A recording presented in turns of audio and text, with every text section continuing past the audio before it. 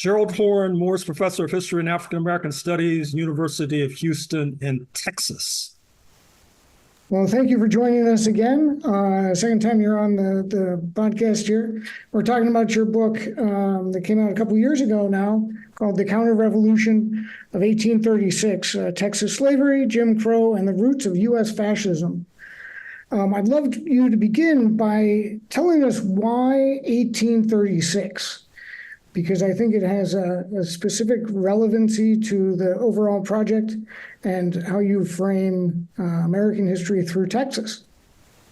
Well, the short answer is 1836 is when Texas secedes from Mexico, not least because Mexico in previous years under a president of African descent, speaking of Vicente Guerrero, had moved to abolish slavery, which was quite disruptive to the economic model of the settlers, spearheaded by Stephen F. Austin, Sam Houston, et al.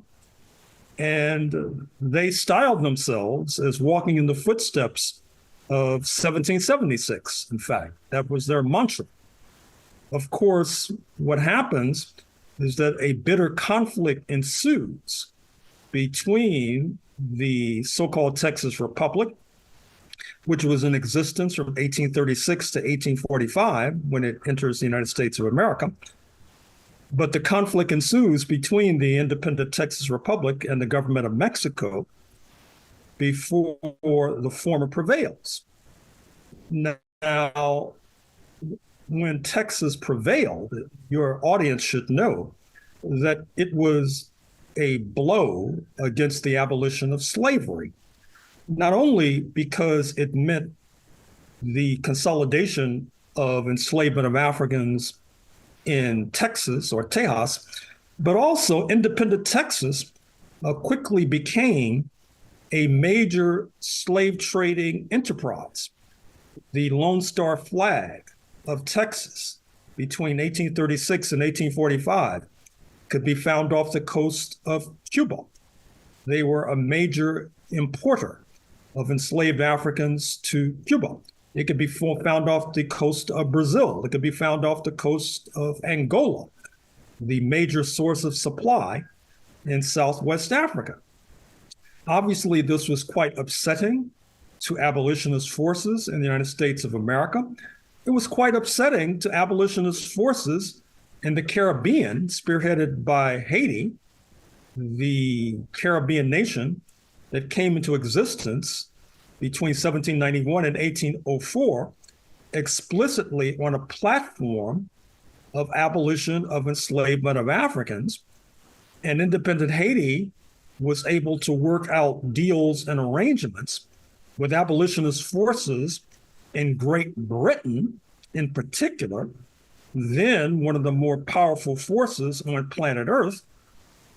And that created enormous pressure on independent Texas, which caused independent Texas finally to run up the white flag and enter the United States of America circa 1845. Yeah, that's thank you for that answer, because I think you framed the rest of the discussion very well. Because as reading the book, I found the book is basically a document of competition and violence and domination. And these threads between desperate groups play out among African Americans and people of African descent, freed, enslaved, the Mexican versus the settler, indigenous versus indigenous in some cases, and Washington, France, England, Mexico. All of these forces are focused on Texas. And I'd love for you to tell us how that works itself out and how it makes Texas such a complicated playground, chessboard, maybe is a better word, for these tensions and political forces. Well, as noted, there was conflict between independent Texas and the government in Mexico. They crossed swords. There was conflict between independent Texas on the one hand and Britain and Haiti on the other, diplomatic pressure in particular. There was pressure from indigenous nations I focus on the Comanches, for example, the erstwhile lords of the plains. I focus on the Kiowas, for example. But keep in mind that there's a separate narrative thread that's winding its way through this history. What I'm referring to is the so-called Trail of Tears, engineered by US President Andrew Jackson, wherein the Cherokees in particular, who had sought to assimilate into US culture, not only in terms of agriculture and dress, to a certain degree Christianity, and of course, most importantly, enslaving Africans. But that was not enough. They had to go. And so, along with a number of other Native American ethnic groups, they were forced to evacuate the southeast quadrant of North America, territory that's now embedded within Georgia and North Carolina, for example, in particular, and move westward to what was to be known as Indian Territory. Today's Oklahoma, now on the northern border of Texas. And so you had these independent Native American groupings on the northern border of Texas, which were not necessarily pleased with the genocidal impulse that was being executed by the settlers. Because I start the book, if you recall, with a basic conflict between grassroots settlers and governmental elites. The latter would have liked to have seen the indigenous on reservations. For example, Indian Territory, today's Oklahoma, was in many ways one big reservation, supposedly to be for the indigenous as long as the river shall flow and the grass shall grow. But we all know that that promise was not kept. In 1889, there was a big land rush by the settlers to seize land. And then by 1907, Oklahoma enters the United States of America, where it still remains. However, in contrast to this idea of reservations was this idea that the indigenous simply should be liquidated. And in many ways, that's the project that prevailed. I live here in the state of Texas. You would hardly know, I'm afraid to say, that a mere 170 years ago, this land was teeming with various Native American groupings, the Kiowa and Cherokees and Comanches and Apaches, for example. But that's hardly the case today. And so Texas was a snake pit of conflict. And to a certain degree, it still is, although admittedly not as bloody as it was in the 1830s and the 1840s. Yeah, and I want to talk a little bit more about the idea you bring. It's in the book very strongly, is this idea of Texas secession. And I think you develop stages of secession in the Texas territory. And I'd like you to talk about how you developed this idea of secession and that ultimately leading to the Civil War, because I think you make a really strong point that Texas was one of the linchpins of making the Civil War an inevitability. Well, clearly, I mean, first of all, Texas had more territory than any other state in the United States of America, certainly more territory than any other state in the seceding states. And then Texas shared this land border with a foreign country, speaking of Mexico. And there hangs a tale, because what's happening in the run-up to the U.S. Civil War, 1861 to 1865, is that thousands of Africans are escaping to freedom in Mexico. You oftentimes hear, understandably, about following the North Star to freedom, that is to say, enslaved Africans in Maryland, for example, Virginia, evacuating to Canada following the North Star. But you had other Africans in Texas who were evacuating to Mexico. And that was complicating relations between Texas and Mexico, was complicating relations between Mexico and the United States. At a certain point, Texas felt that it could protect its most valued property, speaking of enslaved Africans, by not necessarily having to rely upon the United States of America. That was a motive impulse for Texas secession in 1861. And then, of course, after Texas secedes, you have the idea, or you have the project of Texas and a good deal of Dixie being supplied by pro-rebel forces in Mexico. Because simultaneous with the secession, you have a weakened Mexican government, a government weakened by repetitive conflicts with Texas, being taken over by France. And France had this idea, or to put it drolly, or perhaps to put it cynically, that they liked the United States so much and like Republicans in North America so much, they'd like to see two Republican states in the United States of America, one headquartered in Washington and the other in Dixie. And so there was substantial support in French-occupied Mexico for a successful secession, which leads to supplying Texas and Dixie throughout the war. Perhaps the war would not have lasted that long, but for the supplies from French-occupied Mexico. So this is the conflict that ensues. And if you don't mind, since I'm on this thread, let me make a point about Juneteenth. Jumping ahead to June 19th, 1865, now a federal holiday. That is to say, the day, as the story goes, when supposedly Black people in Texas found out about the Emancipation Proclamation of Abraham Lincoln coming into effect January 1st, 1863. But like many, I'm afraid to say, popular histories, this is a popular history that has holes in it. That is to say, the Emancipation Proclamation only applied where the United States government was not ruling. I mean, it's like you hear these stories about enslavement in Mauritania and Northwest Africa.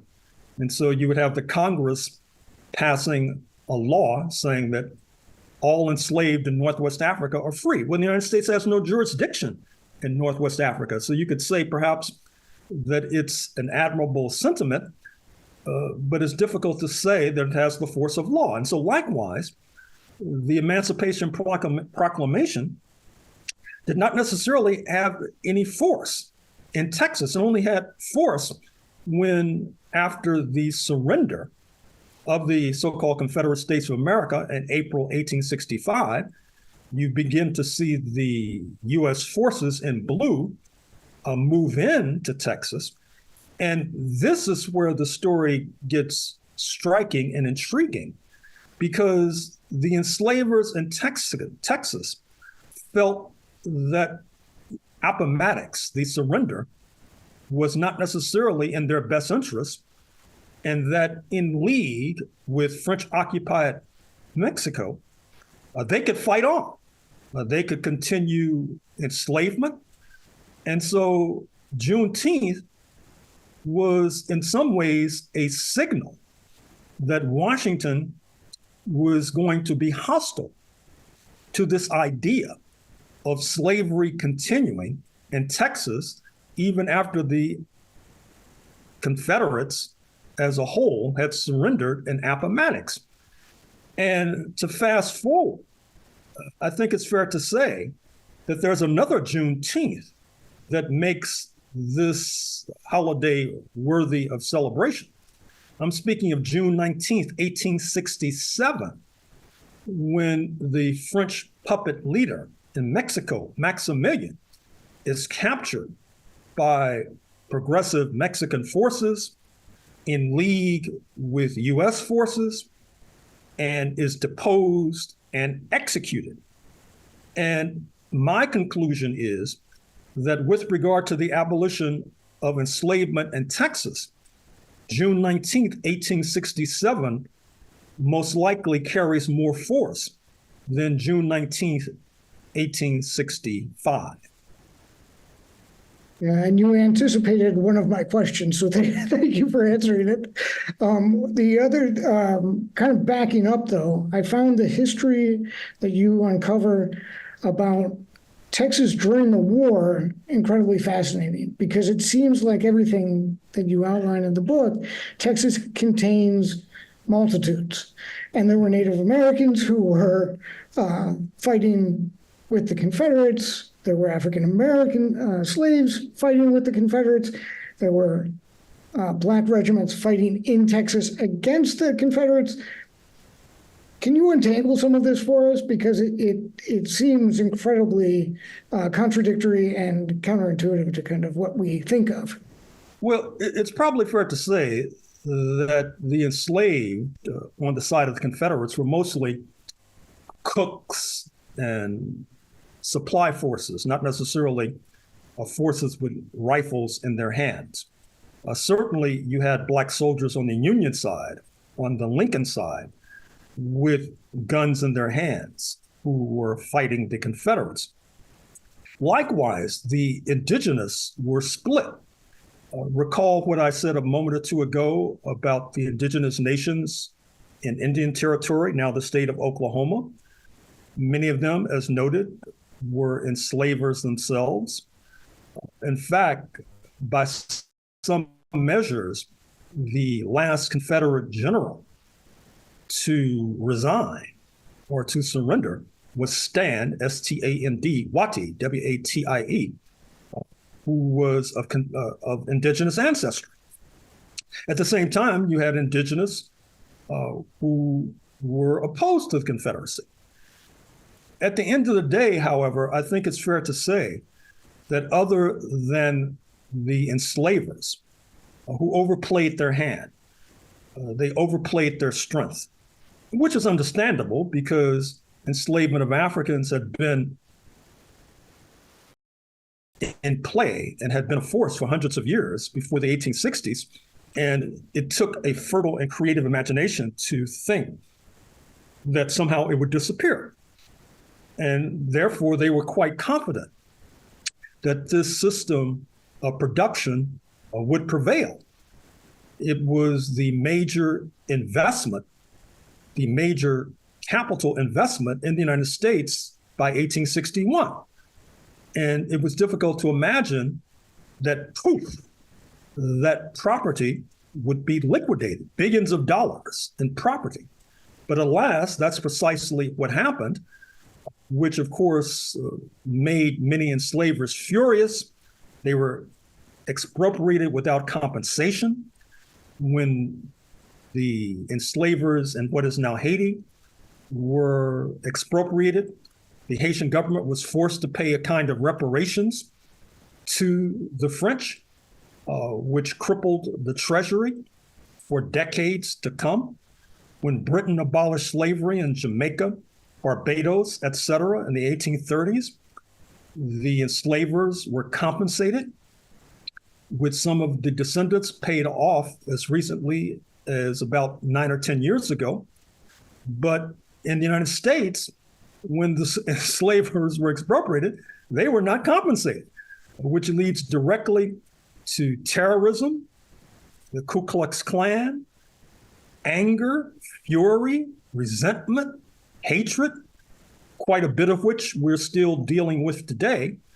Although there is a footnote, which will be the subject of a book I'll probably publish next year. That is to say, in April 1862, the enslaved in Washington, D.C.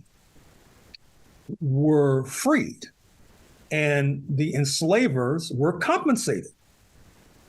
There was no reparations, of course, to the enslaved in Washington, D.C. In fact, President Lincoln was seeking to encourage the newly freed enslaved to leave the United States, to perhaps go to Liberia, West Africa, perhaps go to Central America, etc. So that's the exception with regard to compensation to the enslavers. And I dare say that I don't think there's been enough reflection in this country with regard to the consequences of this massive expropriation of private property without compensation. There has been an argument that it helped to fuel subsequent succeeding anti-communism because socialism was seen as a system whereby private property was expropriated without compensation. The precedent for that, presumably, was what happened in Dixie in 1865.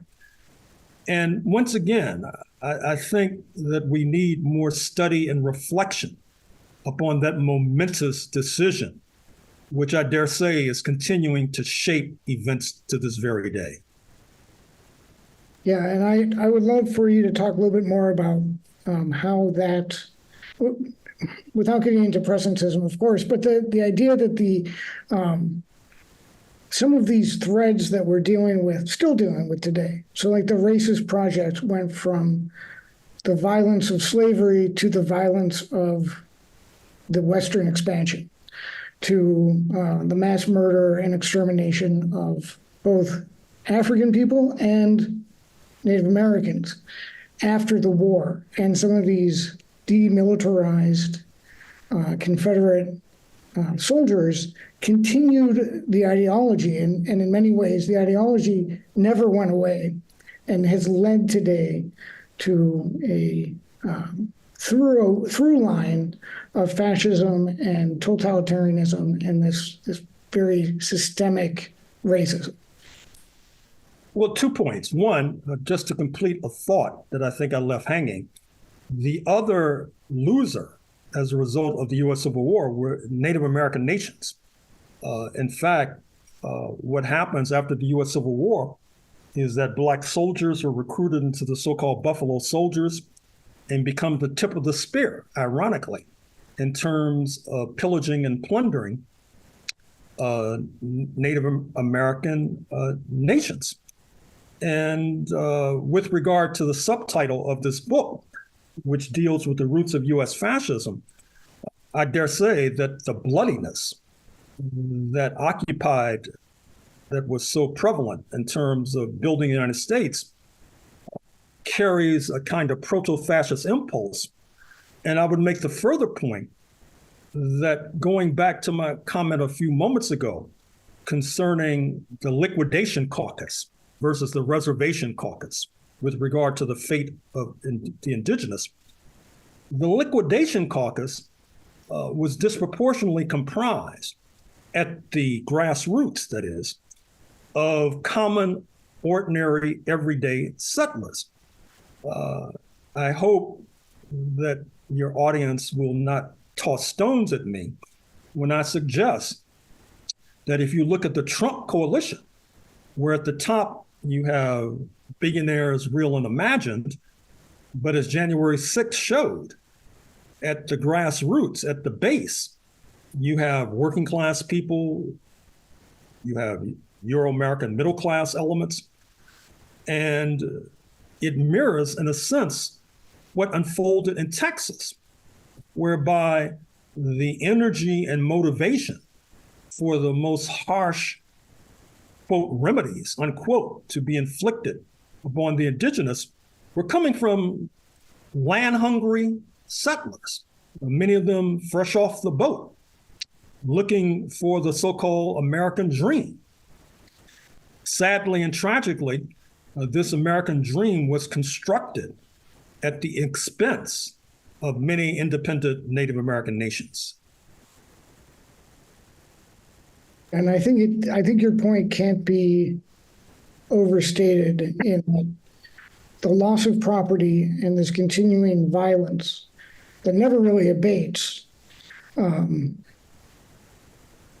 is a driving force in in the American project.